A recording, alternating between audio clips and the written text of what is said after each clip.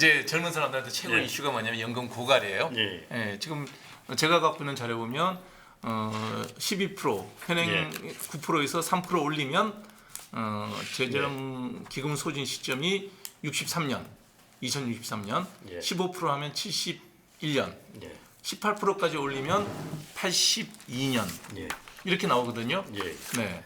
그리고 이제 연령 개시 수급 이제 하는 연령 개시 시점도 현재 63세에서 66세, 67세, 예. 68세 이렇게 계속 늦추는 거에 따라서 현행 소득대로 그대로 간다 그러면 또 이제 그 소진 시점이 2059년에 뭐 소진이 되는 뭐 이런 식으로 돼 있는데 이거 어떻게 해야 돼요? 예. 그래서 이제 이걸 이제 조합해서 내놓은 것 중에 그냥 가장 그럴듯한 중간값 정도를 조합을 해보면요. 어떻게 조합하는? 네, 그게 이제 보험료율이 15%까지 올리기는 쉽지가 않을 겁니다. 이제 당장 15% 해놓으면은 그게 일단 제가 보기엔 한 12% 정도까지. 저는 올려도 돼요. 다 냈어요 이제. 예, 그러시겠죠. 12%까지. 그러니까 당장 제가 이렇게 방송하면서도 예. 난 다 냈으니까 올려도 돼 이런단 말이에요. 낼 사람들 마음 어떻게 했어요? 올리면 화날 거 아니에요.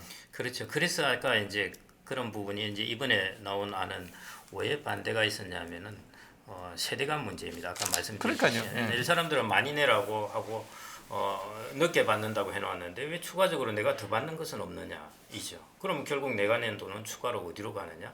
그럼 위에 받는 사람들한테 가는 게 아닌가 하는 것이죠. 그게 이번에 국민연금 개혁 재정 추계가 재정 건전성에 제일 초점이 맞춰져 있습니다. 그렇다 보니까 이제 일부 위원들이 반발을 하고 나가버렸거든요. 그래서 재정 건전성에 초점이 맞춰져 있다 보니까요.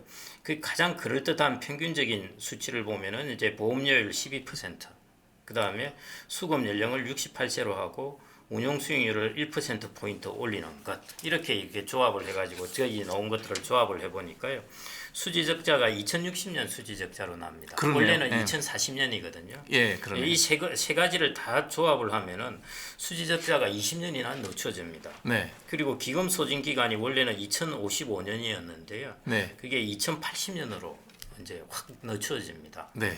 그러니까 보험료율을 12%로 하고 수급 연령을 3년 정도 늦추고, 네. 예, 그 다음에 운용 수익률을 1% 포인트 높인다. 이게 보험료율 2% 올린 거하고 같은 효과 있지 않습니까? 네. 예, 그래서 이게 더해지면은 그러면은 이게 상당히 재정 건전성 면에서는 아주 안정적으로 일단은 변하게 되는 걸로 나타납니다. 그럼 2082년도에는 그래도 재정 2080년에는 기금이 소진 완전히 날아가잖아요. 예, 그건 예. 제로가 되잖아요. 그때부터는 이제 그에 걷어서 그에 주는 게 되죠. 그렇죠. 그게 이제 부과 방식이라고 그러는데, 네. 그래서 이제 계속 연금을 이제 연금 계획을 하는 사람들의 목표는 이런 부분입니다. 이게 기금 소진은 하지 않게 한다 하는 것이고요. 그 적립 배율이라는 게 있습니다. 적립 배율이라는 것은 뭐냐면은 그해 지출되는 것하고 가지고 있는 기금하고 이것인데요. 지금은 적립 배율이 가지고 있는 기금이 지출되는 것보다 한 20몇 배나 됩니다. 계속 모이죠. 예, 그러니까 높죠. 근데 이게 자꾸 줄어들거든요. 네.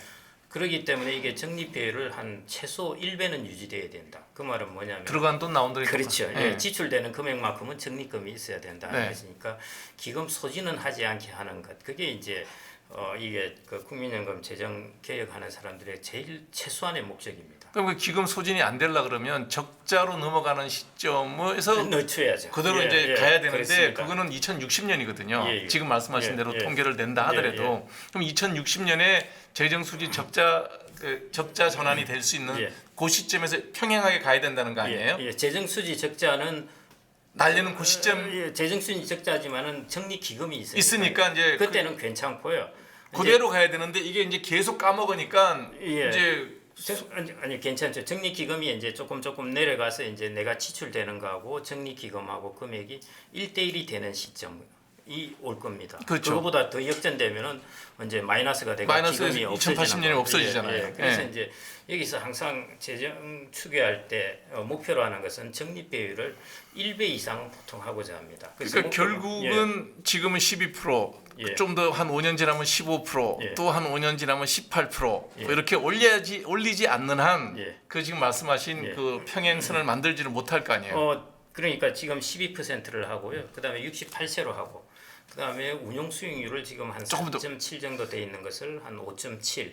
이 정도로 하게 된다면 그거는 길게 보면은 4%이니까 5%로 만들면 됩니다. 그러니까 5에서 5.5를 꾸준하게 운용 수익률을 우리가 기하평균 수익률이라고 그러는데 그렇게 낼 수 있다고 한다면은 기금이 소진되는 기간은 2080년으로 추정됩니다. 그러니까 2080년에 기금 소진되면 결국은 그때는 예. 부가 방식으로 지금 그렇죠. 의료보험 방식으로 올해 걷어서 네, 올해 네. 쓰고 근데 이 중간에 변수가 워낙 많습니다. 그렇죠. 변수라는 것이 다 이게 성장 전망이 들어가 있는데요. 뭐 실질금리, 성장률, 네. 임금 상승률, 뭐 인구 구조, 출산율 다 들어가 있거든요. 네. 이게 앞으로 한 50년, 60년 동안 가면은 이 전망들이 다 달라지는 거죠. 뭐 결코 좋은 쪽으로 변할 가능성은 저는 별로 없다고 보거든요. 예, 뭐 그렇긴 한데요. 하여튼 네. 뭐 세상이라 모르니까 더 안 좋게도 갈 수도 있고 좋게도 갈 수 있는데 그래서 이제 끝에 가서 이거 그래서 독일이나 그런 나라도 그렇지만은 연금을 계속 계획을 해 나갑니다. 네. 계속 계획하다가 어렵다 보니까 자동으로 되게 만들어 놔 버립니다. 그게 구조 계획이라고 그러는데요. 몇 가지 예를 들어 인구 구조라든지 성장률이라든지 이런 것들의 변수를 정해 가지고 이 변수들이 변하면은 자동적으로 연금 받는 금액을 조정을 해 버리는 것입니다. 받는 액수도 줄일 수 있어야 된다고 저는 생각을 하거든요. 예. 그러니까 지금은 당연히 40%를 예. 받는다고 생각하는데 제가 걱정하는 건 뭐냐면 미래 세대가 예.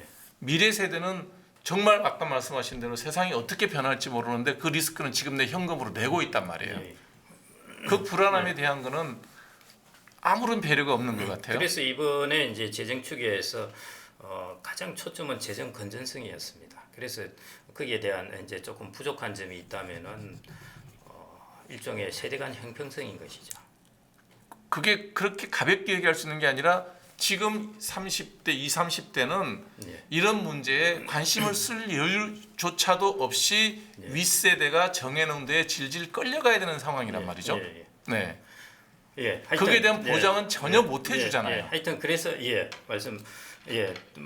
맞습니다. 그 당연히 그렇고요. 그래서 이번에 이제 나온 안에서의 조금 이제 진척되지 않은 너무 재정 건전성에 초점을 맞춰져 있어서 세대간 불평등에 대한 부분이 조금 소홀히 된 부분이 있습니다. 근데 그래서 정치적으로는 지금 30대, 35세 뭐 요 언저리 이하의 세대는 정치적 발언권이 전혀 없는 세대거든요. 그렇죠. 왜냐하면 국회의원에 40살 이하, 40대 국회의원도 없어요. 지금 거의. 예, 예. 맞습니다. 그런데 이제 예를 들어 이 사람들의 표를 국회의원들이 얻기 때문에 예를 들어 60이 되는 국회의원들이라 하더라도 이 사람들에게 유리한 발언을 해주고 유리한 정책을 하면은 표를 주게 되거든요.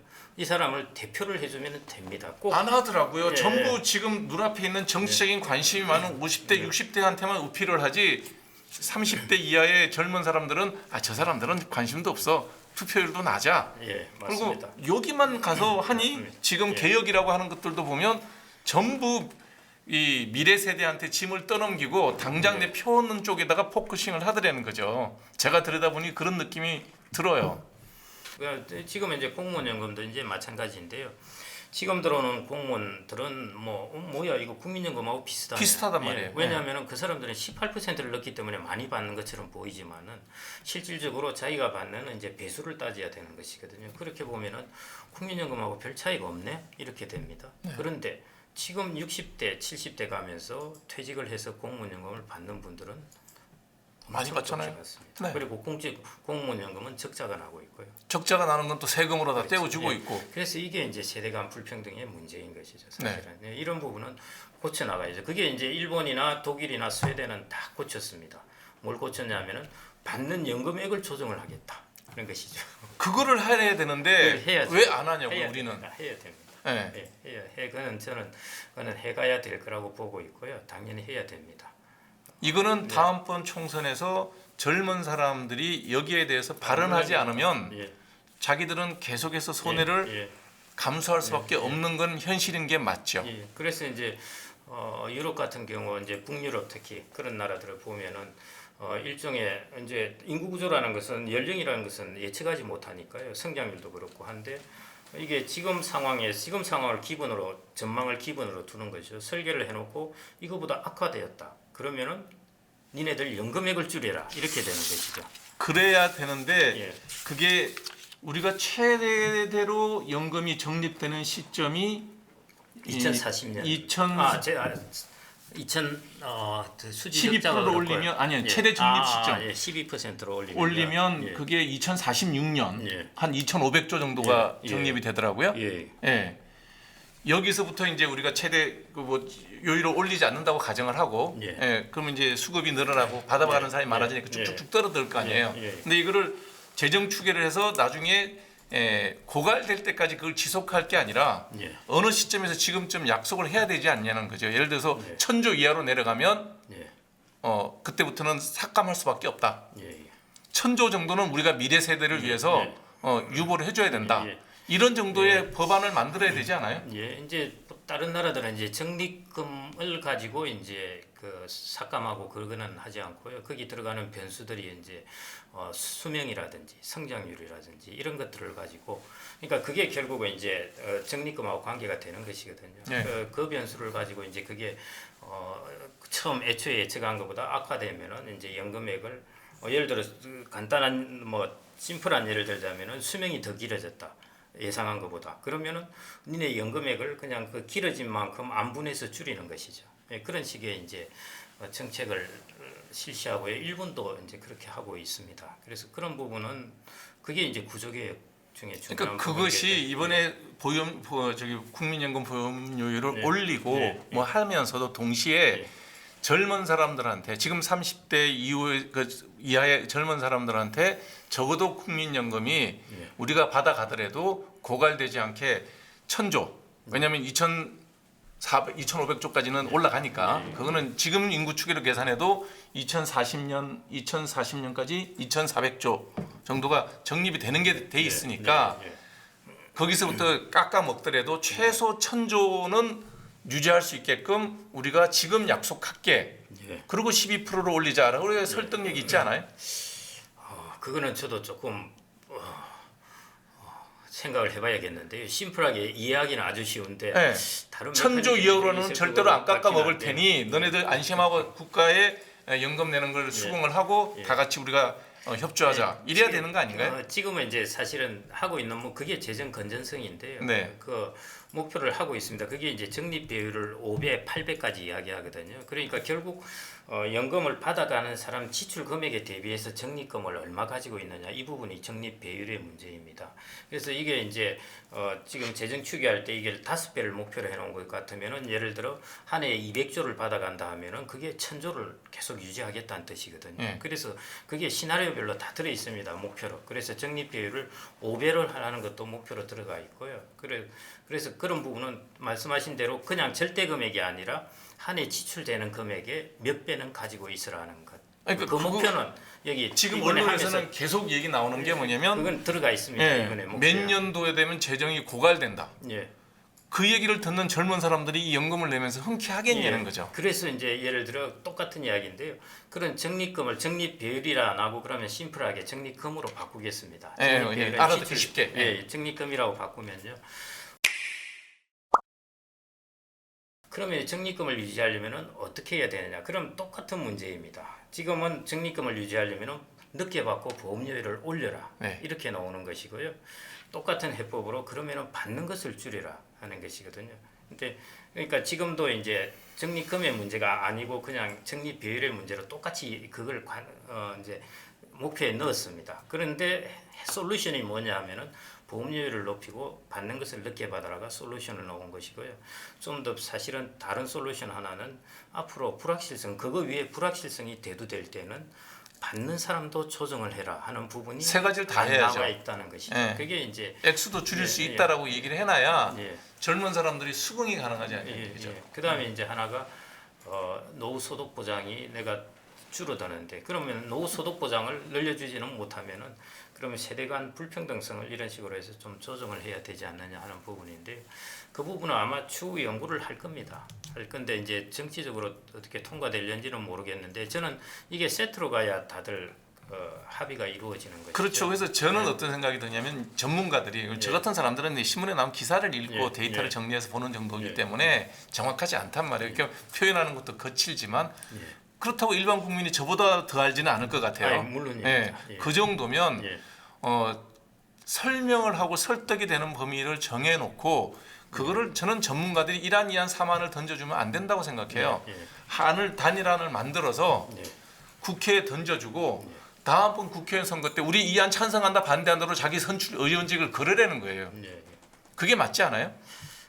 그게 저도 모르겠습니다. 그렇게 어려운 이거를 질문. 냅두면 예, 예, 냅두면 맞습니다. 자꾸 예. 미루는데 미루는 상황이 되면 어떻게 예, 되냐 그러면 예. 젊은이들은 정말 수렁에 빠져요. 예, 맞습니다. 지금 제도를 그냥 가면. 예, 예.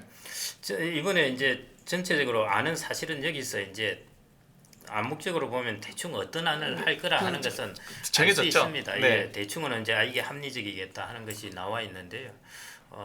오히려 이슈가 되는 건 아까 말씀드렸듯이 왜 더 내는데 우리는 지금 공무원 연금하고 비슷하게 됐는데요. 기존에 있는 앞으로 이 사람들 보면은 예를 들어 62년생, 63년생 앞으로 한 30년, 40년을 더 받아갈 텐데 이 사람들은 그러면 어떻게 해야 되느냐 여기에 대한 이야기가 이번에 없었다는 것이요. 그리고 다른 나라들의 연금 개혁은 상당 부분이 이 이야기를 가지고 들어갑니다. 아니 선진국에 한 게 있으면 예. 빨리 갖고 와서 예. 경험치가 있는데 예. 인용해서 쓰면 되지. 네, 맞습니다. 그래서 그거를 갖고 표 때문에 그러니까 그렇게 하면 안 된다는 거죠. 그 공적연금에서 이런 부분을 이제 먼저 해야 되고요. 그래서 공적연금이야말로 정말 세대 간 형평성, 그 다음에 재정의 지속 가능성 이 두 개를 다 달성해야 됩니다. 그러기 위해서는 쉽지가 트레이드오프이 다 생기거든요. 그래서 계속 이제 설득을 하고 그 다음에 사람들에게 이해를 시키고 이런 것들이 거의 5년, 10년, 15년씩 이루어집니다. 그런데 우리나라는 아까 말씀드렸듯이 독일이나 이런 영국이나 이런 나라들은 고령사에서 초고령사에 가는 거에 30년에서 50년 걸렸는데요. 우리나라는 7년입니다. 남들이 200년 걸려갖고 선진화하는데 네, 60년 네, 만에 선진화했으면 당연히 그래서 그것도 그렇게 따라올 거라고 생각해야죠. 또그 선진국이 연금 개혁을 한 속도를 따라가면 안 됩니다. 그거 보고 하면 안 되고 더 빨리 가야죠. 예, 예. 훨씬 더 빨리. 그러니까 사실 노르웨이 같은 경우는 예. 그 국부 펀드라는 것이 예. 거기 앞에 있는 그 유전이 큰 게 몇 개 있잖아요. 가스선적 맞습니다. 유전. 예. 거기서 나온 수익을 전부 맞습니다. 주식에 투자하는 예. 거니까 예. 솔직히 다 말아먹어도 예. 자기 돈이 들어간 건 아니에요. 예, 맞습니다. 그러니까 노르웨이 같은 경우는 국가가 그런 이제 일종의 민주적인 체계를 갖고 있다 보니까 국부펀드에 딱 그런 이야기가 정확하게 나옵니다.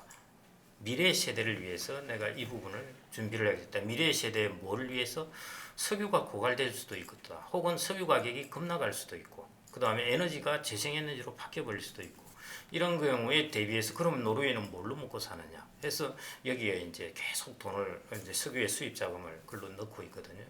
그건 미래 세대를 위한 부분입니다. 근데 마찬가지로 국민연금도 그런 우리는 거죠. 그런 그 천혜의 자원을 갖고 있지는 못하고 예, 그런 예. 선물을 못 받았잖아요. 예. 그럼 우리는 우리가 벌어서 돈을 넣어서 그걸 갖고 어른도 모시고 자식도 살아야 되는데 예. 어른이 다 땡겨 쓰고 나면 예. 자식 세대는 보장된 게 없지 않냐 이거야. 이런 그렇죠. 제도를 예. 그냥 전문가들이라고 하는 분들이 예. 듣기 좋게 보기 좋게 여러 개 예, 늘어놓고선 예. 하나 고르세요 그러면 좀 이따가 내 임기 끝날 때 좀 봅시다. 뭐 이런 식의 그 선거 분위기에 휩쓸려서 네. 5년 대통령도 다음번 국회의원 선거 네, 때문에 네, 못해. 네. 국회의원들은 내가 한 번 더 해야 되니 못해.